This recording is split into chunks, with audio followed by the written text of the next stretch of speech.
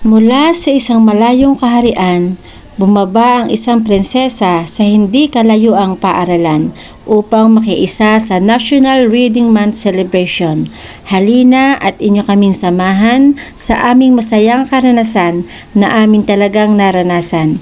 Kakaiba, kamangha-mangha sapagkat iba't ibang cartoon characters ang mga dumagsa.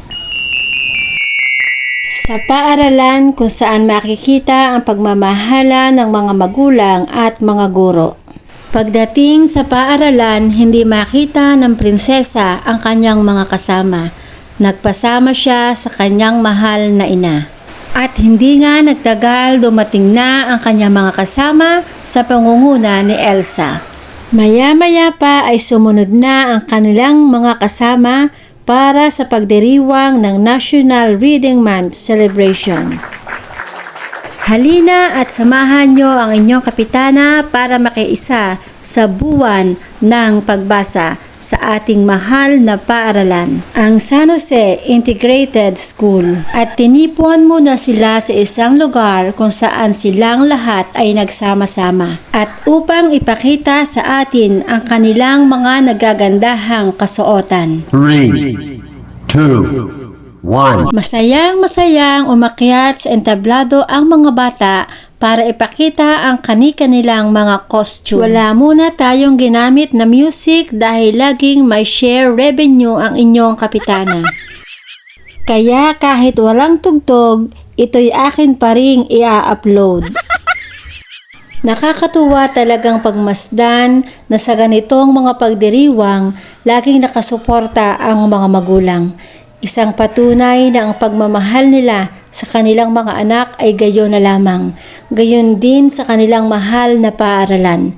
Dahil kitang-kita naman talaga ang tunay na kasiyahan, ang tunay na kaligayahan ng ating mga minamahal na mag-aaral.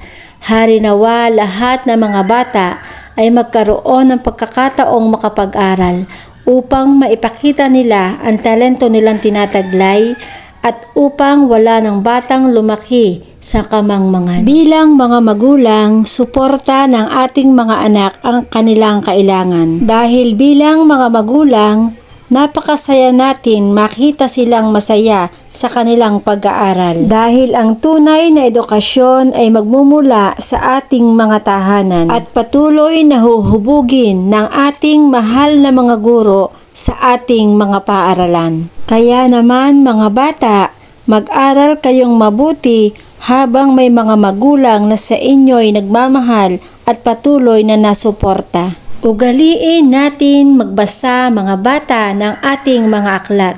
Huwag nating hayaan na sila'y laging nakakalat. Atin silang alagaan at lagyan ng pabalat. Iba't ibang kwento dito'y nasusulat, kaya halina mga bata, sama-sama tayong magbasa ng ating mga aklat. Sapagkat sa pagbabasa, makakakuha ka ng napakaraming magagandang aral sa buhay na magiging pundasyon mo para ikaw ay lalong maging matibay sa hamon ng buhay. Sa pagbabasa, lalawak sigurado ang iyong imahinasyon.